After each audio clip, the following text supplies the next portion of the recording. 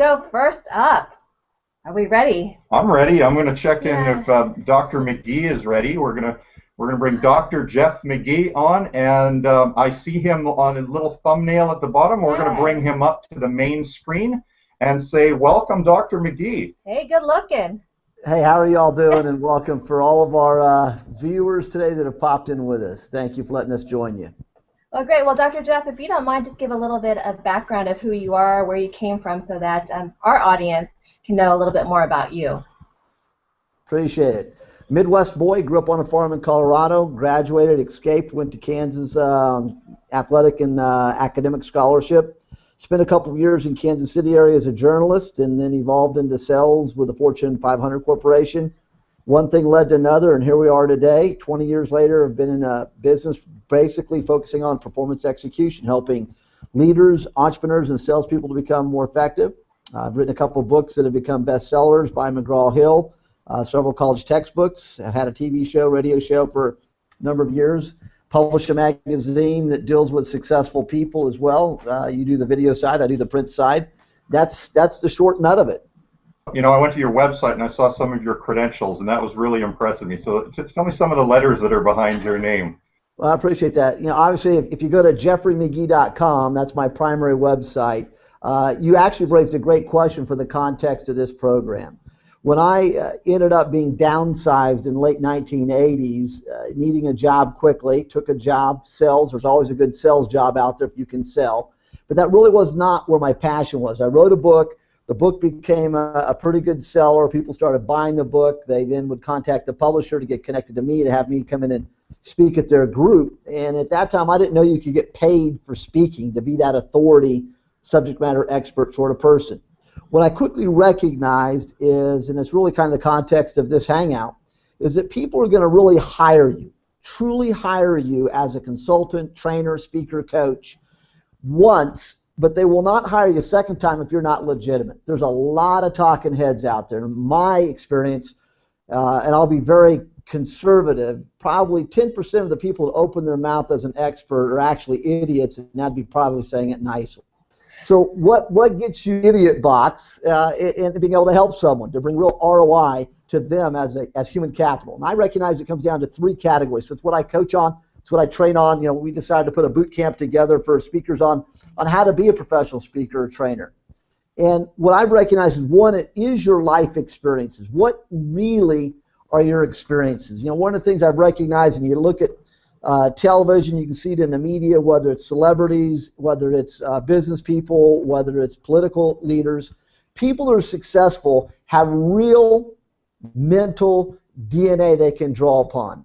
And unfortunately, we live in a world where people vote based upon popularity and emotions, and some people are really good carnival barkers and snake oil salesmen, and they can get to you emotionally. Next thing you know, you've hired them or voted for them, and then when they get you in trouble, no one has the guts to stand up and say, you know what, I might have hired that person or voted for that person, and they may be kind of a good person, but they're incompetent for this job. Well, the reason you're incompetent is three things, and one I've just given. Have you ever done it, whatever it is? Do you have experiences from which to draw upon to be leveraged to help somebody else? And if that's you, at whatever your age is, then you could be making and monetizing your life as a speaker, trainer, consultant. You can help other people. So that's one. Second, I realize people are going to hire because of formal education, you know, certifications, credentials via formal, informal education, training and knowledge. College is not for everybody, but that is one pathway we learn, academic maps to success. And so also within that, there are certifications, and that goes to the heart of your question. And this is just Jeff Magee talking.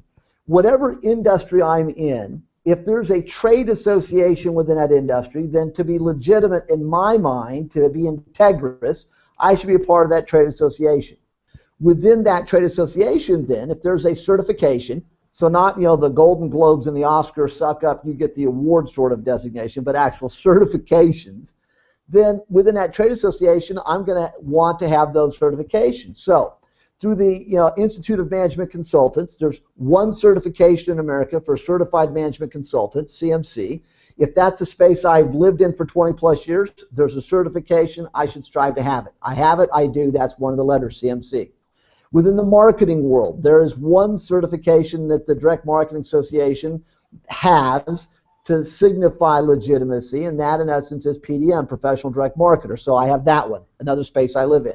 And then as a professional speaker, subject matter expert, there's the National Speakers Association. It has one earned certification, that's CSP, Certified Speaking Professional, so I have that. So that goes to the heart of the certifications. So it's just like if I'm going to a medical doctor for a specialist need, is there certification, do they have them, then the boxes are checked. I'm going to be more comfortable that I'm dealing with a confident, competent person.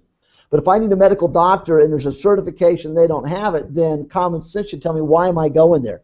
You all just have had a beautiful little baby. You're not going to take your baby to a doctor that the last time they stepped into a medical certification class was 1972. You're just not going to go there. They may have great experience, one of my 3 criterion, but they're not going to have current education and certifications if they haven't been back to the books or workshops or forums or seminars or etc. The third way you legitimize yourself in this industry is body of work. What's your body of work? Have you invented something, created something? Have you actually made businesses that have hired employees that you've sold and walked away, and those businesses are still in business and people have done something? Have you invented something? Have you written books? I've written 21 books over the past 20 years, 4 of which have been bestsellers for the publishers I've been with, McGraw-Hill, CRC Press, St. Lucie Press, 4 college textbooks, transcribed into 21 languages. So that's just one way of saying, okay, is Magee legitimate? And I'll go head-to-head with anyone on that. I've got colleges, graduate schools, using my content to teach tomorrow's business leaders. So part of this Hangout, what's beautiful, is someone's trying to figure out, how do I legitimize myself? I just gave you a 3-step model. What's your experience? It's like doing a massive macro resume dump. Not just the last couple of jobs, but from birth to whatever your driver's license says your age is today. What have you learned on this planet that gives you value, and that value can be shared with someone else? Personally, if you don't have a resume of legitimate undertakings, you actually have wasted space on this planet, and I have no problem with giving you some free miles and jettisoning you from the planet and create some space for someone who wants to contribute. Now, that's a little bit of Jeff Mageeism, but again, what is it that's your DNA? I'm about being not disrespectful, but being very blunt. And that's why my clients hire me. I mean, NASA has been a client for years. The director of NASA wrote the foreword to one of my college textbooks. Pfizer has bought some of my training programs that they then train their trainers to use globally. So how do you help people? What I have found, part of my uniqueness is, be respectful, but call it like it is. We have very few people with enough guts to call it like it is today. So those are elements. And then I guess the last question that you've asked me to kind of talk through is, again, whether you want to be a paid professional speaker or trainer, or whether you're a business entrepreneur or an executive, doesn't matter. If you think about your platform now, based upon your experience, certification, educational credentials, and body of work, there's probably an opportunity for you every day, if not every week, to stand up and start saying what's right. So if I'm in the space of dealing with bullies, and I'm a teacher, and I've developed a great program for schools, there's a great platform for you to be sharing that with other PTA, school boards, educators, associations. If I work in safety and manufacturing, and I have a great program to help people to get their head in the game, and it's also OSHA compliant, I have a training program. If I'm in leadership, sales, I mean, today we're doing an internet-based deliverable, one of a zillion ways to get your product to market. But the major problem that employers have today, according to the Society of HR Management, SHRM, is that those millennials we're hiring today may be very savvy inside of a computer screen, but they have tremendous lack of interpersonal skills to know how to actually go face-to-face with somebody.